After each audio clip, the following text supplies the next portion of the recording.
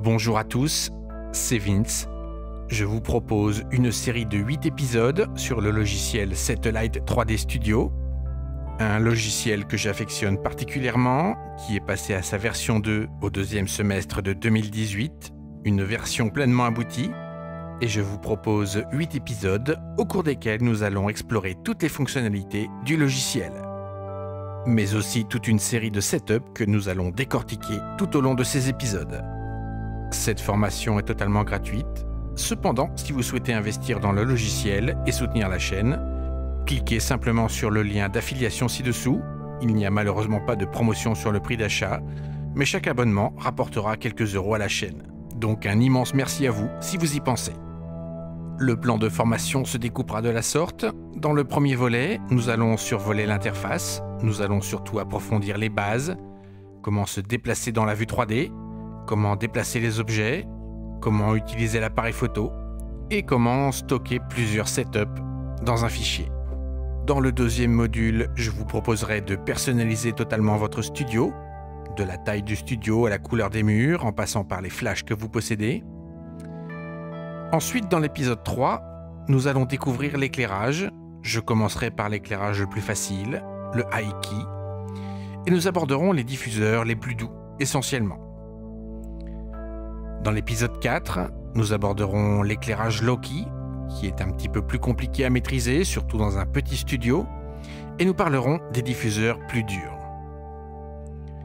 Dans l'épisode 5, nous verrons comment personnaliser nos modèles, avec quelques plans de portrait façon photo de mode. Épisode 6, comment gérer les réflecteurs et accessoires. Ces derniers sont relativement importants et le logiciel les gère désormais plutôt fidèlement. Nous verrons alors comment aborder le portrait façon Hollywood. Enfin, dans l'épisode 7, nous allons exporter le setup. Et dans le tuto 8, nous allons passer du logiciel au studio. Nous verrons si le rendu est à la hauteur de la réalité et comment installer et régler son setup. Donc voilà, c'est parti pour le premier épisode, les bases de l'interface. Nous allons procéder méthodiquement, de gauche à droite. Tout d'abord, nous avons un panneau de réglage. C'est là que nous allons pouvoir régler finement les propriétés de chaque élément. Par défaut, nous avons ici la pièce. Notez qu'il est possible de modifier largeur, longueur, hauteur, mais aussi la couleur des murs. Et chaque fois que nous allons cliquer sur un objet, nous allons avoir la liste de paramètres qui lui sont assignés. Si je clique sur la toile de fond, je vais pouvoir modifier sa largeur, sa hauteur, sa longueur, mais aussi sa couleur. Pour le flash, nous allons pouvoir modifier sa hauteur, sa position, sa température de couleur et éventuellement la couleur de gélatine que nous allons pouvoir coller dessus. Pour le modèle, je reviendrai plus spécifiquement dans la vidéo 5, il sera possible de modifier un très grand nombre de paramètres, le style d'habit, les couleurs de chaque vêtement, la couleur des cheveux, des lunettes ou non, la pose, bref. Rendez-vous pour l'épisode 5 pour la totale. Bloc numéro 2, le plus important, la vue 3D. Presque tout ici est accessible et modifiable. Et tout va se faire avec la souris. Je vais commencer par la vue orbitale. C'est la plus importante, nous allons pouvoir tourner autour de notre modèle, exactement comme un satellite en orbite autour de sa planète. Alors, un clic droit et un mouvement vers la droite ou la gauche, ou éventuellement du haut vers le bas. Vous pouvez quitter le mode orbital pour le mode subjectif, grâce à cette petite flèche en bas à droite. Un clic droit et tout va se dérouler comme si nous bougions la tête. J'avoue que ce mode est presque inutile, mais si vous vous retrouvez avec ce comportement étrange, un petit clic pour réactiver la vue orbitale et tout est réglé. Si vous n'êtes pas à l'aise avec les souris à plusieurs boutons, vous pouvez utiliser un clic standard sur ce bouton et vous accéderez à la vue orbitale. Donc un clic gauche et un déplacé de souris et vous avez la vue orbitale. Nous allons ensuite aborder la translation. Il peut être utile dans certains cas de se décaler légèrement sur le côté. Un clic du milieu et un mouvement de droite à gauche ou du haut vers le bas. Et pour les réfractaires à la souris à plusieurs boutons, un clic normal. Donc un clic gauche et un déplacé de droite à gauche ou du haut vers le bas. Et vous voilà affranchi du clic au milieu. Troisième et dernier mouvement 3D, le zoom. La roulette, ce coup-ci de la souris, va permettre de prendre du recul ou de se rapprocher du modèle. Là encore, un clic normal, un clic gauche sur l'icône zoom va permettre de pallier à l'absence de roulette. Enfin, si vous êtes perdu dans l'espace de ce studio, vous avez un petit bouton maison. Ce dernier va recentrer l'image vers un réglage tout à fait basique. Votre modèle se recentre et votre caméra prend une position standard. Nous continuons avec le bloc numéro 3, le viewfinder de l'appareil photo. Bref, ce n'est ni plus ni moins ce que nous allons photographier. Nous allons pouvoir régler le zoom de l'objectif. Nous allons pouvoir effacer les zones d'autofocus. Nous allons pouvoir afficher l'histogramme, pratique pour voir si nous sommes sous-exposés ou surexposés. Et enfin, nous allons pouvoir basculer du mode portrait à paysage. Si vous devez vous déplacer dans l'image, clic droit sur la photo, mouvement de la souris et vous bougez l'objectif. Vous pouvez choisir de travailler en couleur ou en noir et blanc. Et enfin, pour des réglages plus fins, nous accédons au réglage de l'appareil, la taille du capteur, full frame ou APS-C ou micro 4/3, l'objectif, la vitesse d'obturation. Donc en studio, nous allons nous caler bien souvent à un 125e. Si votre boîtier gère le 1/250e, optez pour cette vitesse. Pour l'ISO, si nous travaillons avec des strobes, des flashs, nous allons rester à 100 pour une meilleure qualité possible. Et enfin, le diaphragme, 8 est un grand classique. Donc travailler en manuel en studio, c'est aussi compliqué que ça. Un 125e, f8, ISO 100. Là je comprends plus rien du tout là. Tout le monde me raconte que c'est super compliqué de travailler en manuel. Là tu me dis que on a toujours à peu près les mêmes réglages. Ça veut dire que j'aurais pu me mettre au studio depuis longtemps alors. Tu peux nous expliquer là comment on fait là tout de suite là s'il te plaît. Ah oui, et puis moi, je travaille avec mon flash en TTL et finalement je me retrouve à faire constamment des compensations d'exposition, donc un tiers de diaph par-ci, un 2 tiers de diaph par-là. Finalement, je me rends compte que c'est peut-être beaucoup plus simple de travailler tout en manuel. Dis la grosse voix, tu crois pas qu'on s'est fait avoir sur ce coup-là? Calmez-vous, nous allons tout revoir de A à Z, nous allons tout reprendre progressivement. Donc oui, le travail en studio est relativement simple. Et j'oserais même dire que tout le travail que vous allez effectuer en studio va pouvoir être réinvesti en extérieur, car finalement, vous aurez une meilleure connaissance de la lumière, de sa qualité, de sa diffusion, de ses réflexions. Bon, ce n'est pas tout, je reviens à mes moutons, je reviens à mon bloc numéro 4. Nous avons ici le top view, nous avons une vue satellite au-dessus de la scène. C'est très pratique pour positionner ces éclairages avec des besoins précis, du genre aligner deux lampes sur un axe ou les disposer à 45 degrés du modèle, etc. Si vous souhaitez exporter votre setup, ceci est un bon moyen d'avoir un diagramme assez carré, assez propre. Juste à côté, nous avons la setlist. Nous allons pouvoir ici masquer certaines lampes pour mieux travailler sur une autre. Vous avez compris, je pense, le principe. On affiche, on masque, mais nous avons aussi la possibilité de verrouiller. Il est important de pouvoir protéger le positionnement d'une lampe et éviter qu'un clic malencontreux ne déplace cette lampe si durement positionnée. Un petit coup de cadenas et c'est verrouillé. Cet objet est protégé, vous ne pourrez plus le déplacer dans la vue 3D. Enfin, le dernier bloc, le bloc 5, le magasin. Tout ce qu'il faut pour remplir son studio. De la lampe de studio, au flash Cobra, à de l'éclairage continu. C'est une nouveauté que j'apprécie grandement dans la version 2, mais nous avons aussi des fonds, des réflecteurs et aussi toute une grande quantité d'accessoires pour peupler votre scène. Et enfin, j'allais oublier le principal, les modèles. Alors nous rentrerons en détail dans ces éléments dans les prochains épisodes. Là, nous allons juste voir comment manipuler tout ce petit monde. Alors je vais commencer par le modèle et le fond. Ces deux éléments deviennent cerclés de jaune lorsqu'ils sont sélectionnés. C'est un changement assez notable qui est apparu depuis les dernières mises à jour. Il suffit de cliquer, de maintenir le clic et de déplacer et ainsi faire bouger le modèle. Il en est de même pour le fond. Et enfin, pour faire tourner ce modèle, ou le fond, il faudra cliquer et faire tourner le modèle grâce à ce petit bouton. Donc, la démonstration pour le fond, ce bouton permet de le faire tourner. Et il est également possible d'ajuster la hauteur du modèle ou du fond grâce à ce deuxième bouton. On clique et on déplace vers le haut. Donc une mise en pratique, si je place un accessoire comme cette table basse, je vais dans le magasin, je vais double-cliquer pour l'ajouter, je clique dessus, je maintiens le clic et je déplace l'objet. Donc il se superpose à mon modèle. Je vais ensuite faire monter mon modèle sur la table. Je ne veux plus qu'il passe à travers la table basse. Je sélectionne ensuite mon modèle et le petit bouton de positionnement vertical. Et cela me permet de l'ajuster. Donc je vous propose cet exercice assez simple.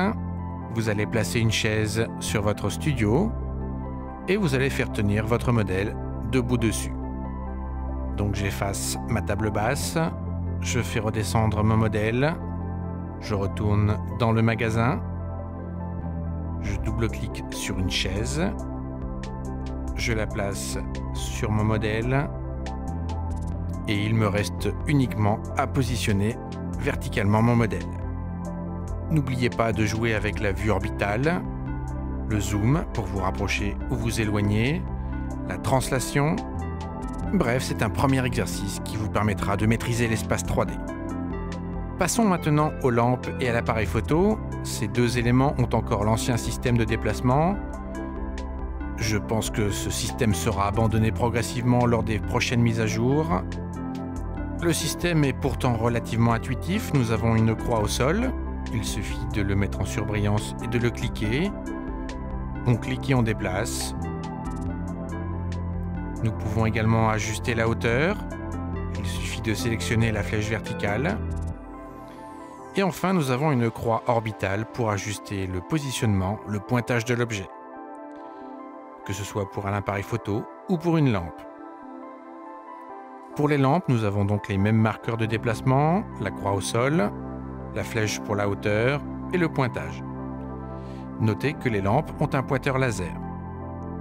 Notez aussi que ce laser suit votre modèle. C'est un véritable gain de temps pour positionner vos lampes. Et la grosse nouveauté de cette version numéro 2 est de pouvoir changer en cours de route la tête de flash, le modifieur. Ah oui, je me souviens, dans la version 1, il fallait carrément supprimer le strobe et recommencer de zéro à chaque fois qu'il fallait changer de modifieur. C'était presque carrément pénible. C'est tout à fait vrai, c'est une véritable évolution de la version 2. Et à partir de ce menu, nous allons aussi pouvoir rajouter une grille. Nous verrons à quoi cela sert dans l'épisode sur le loquet, ou également placer une gélatine sur ce strobe. Nous pouvons décider d'allumer ou éteindre la lampe, mais nous allons surtout pouvoir faire le principal, ajuster la puissance du flash.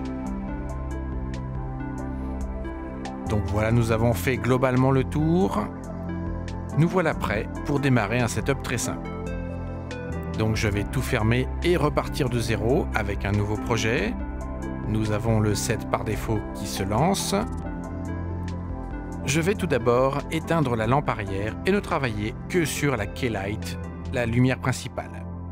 Je vais maintenant sélectionner ma lumière principale et la première chose que j'apprends à ceux qui découvrent l'éclairage studio, c'est de jouer à faire tourner la lampe autour du modèle. Ah oui, c'est exactement comme le soleil qui tourne autour de la Terre, non?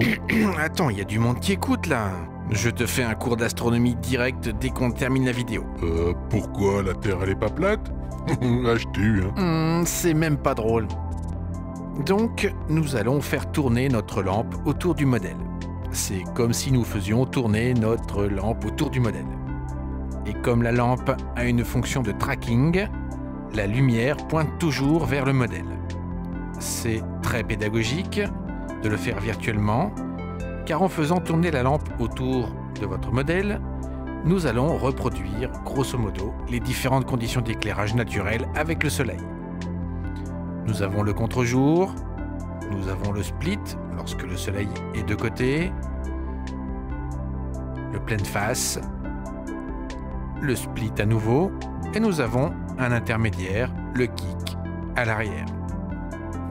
Je trouve cela véritablement intéressant de commencer à travailler ainsi, car en extérieur, vous aurez une lumière gratuite à disposition. Là, pour le coup, oui, le soleil, et nous allons pouvoir utiliser au mieux ce soleil. Donc, soit en contre-jour, soit en split, soit de face. Bref, vous avez compris le principe. Et là, nous allons commencer à faire très simple, le Rembrandt. J'en ai déjà parlé plusieurs fois, c'est un classique. C'est un petit bout de triangle de lumière qui se place sous la joue, comme le faisait Rembrandt sur ses peintures. Donc je vais le placer par ici, mais je peux l'avoir de ce côté aussi. Je vais conserver cette solution avec le triangle à gauche. Et notez que plus je vais me mettre proche du modèle, plus mes yeux vont être assombris et noirs, voire complètement à l'ombre. L'effet sera plus dur, dramatique et intense. Notez à l'inverse que si je recule tout doucement, tout en conservant le fameux triangle, moins l'œil va être à l'ombre. Nous allons même pouvoir baisser légèrement la lampe pour éclairer totalement l'œil. Donc voilà, je vais le baisser autour d'1,90 m. Je n'ai plus qu'à réajuster sa position pour conserver ce joli triangle. Donc prenez conscience qu'à quelques dizaines de centimètres, votre rendu sera assez différent. L'œil peut être parfaitement éclairé ou partiellement à l'ombre. Donc voilà, j'ai mon éclairage Rembrandt. Mon setup n'est pourtant pas terminé. Je vais réactiver ma seconde lampe. Et un grand classique va être de simplement placer cette deuxième lampe sur un axe. Bref, à 180 degrés l'une de l'autre. Donc je passe en mode Top View et je vais placer ma seconde lampe sur l'axe modèle lampe 1. Mes deux lampes et mon modèle sont alignés. Et voilà, mon setup est terminé. La touche T va permettre d'intervertir la photo et la vue 3D. Nous avons un joli rendu avec une ombre assez dure. L'avantage de ce plan à 180 degrés est que notre modèle va pouvoir bouger légèrement et vous aurez tantôt un éclairage intéressant face à la lumière principale, comme ceci, soit en insistant sur le petit triangle Rembrandt, soit en split, seule la moitié du visage est éclairée, ou encore de profil, la lumière rasante apporte un joli modelé sur le cuir. Je vais revenir à mon éclairage Rembrandt et je vais mémoriser le setup. Donc je vais cliquer sur la petite icône d'appareil photo. Un instantané va être créé et toutes les positions de mon setup vont être mémorisées. Je vais donc maintenant pouvoir créer un second set avec des modifications. Mon premier setup ne sera pas effacé. Je vais maintenant déplacer ma seconde lampe pour en faire un fill light, une lampe de débouchage. Je vais baisser la puissance car je dois juste déboucher la lumière principale et non la concurrencer. Car si l'on commence à marcher sur les plates-bandes de la lumière principale, nous allons avoir des résultats parfois étranges, bizarres, non naturels. J'ouvre une petite parenthèse, si vous travaillez au flashmètre en studio, gardez au moins un diaph de différence entre la keylight et la fill light. Si vous avez un f8 pour la keylight, passez à f5.6 pour la fill light par exemple. Et comme il s'agit d'une lumière de débouchage, il vaut mieux éviter de produire des ombres dures. Nous allons donc opter pour une source lumineuse large, donc une softbox, mais nous allons prendre l'option la plus cheap, le parapluie. Je vais ajuster la puissance du flash, et voilà, j'ai mon rendu intéressant. Je reviens sur mon appareil photo, je vais prendre la photo, l'instantané, et nous allons retrouver ce setup, cet instantané, dans le bloc 5, dans la timeline. Si je veux rappeler mon éclairage Rembrandt, je clique dessus et je clique sur le bouton Charger le plateau et zoom. Voilà, ce premier épisode est terminé. Il s'agissait juste de la prise en main. Nous avons vu les fonctions principales. Si vous téléchargez une version de démonstration, vous devriez pouvoir créer rapidement vos premiers setups. Je vous donne rendez-vous dans le prochain épisode. Nous allons personnaliser la taille du studio, les têtes de flash que nous possédons, et nous allons commencer à approfondir les différents diffuseurs. Pourquoi un parapluie? Pourquoi une softbox? Pourquoi un bol beauté? Tous ont leurs avantages et inconvénients. Si vous débutez l'univers studio, le logiciel Satellite 3D vous permettra de véritablement comprendre la qualité de la lumière et surtout d'orienter vos achats en fonction de vos envies et de vos besoins.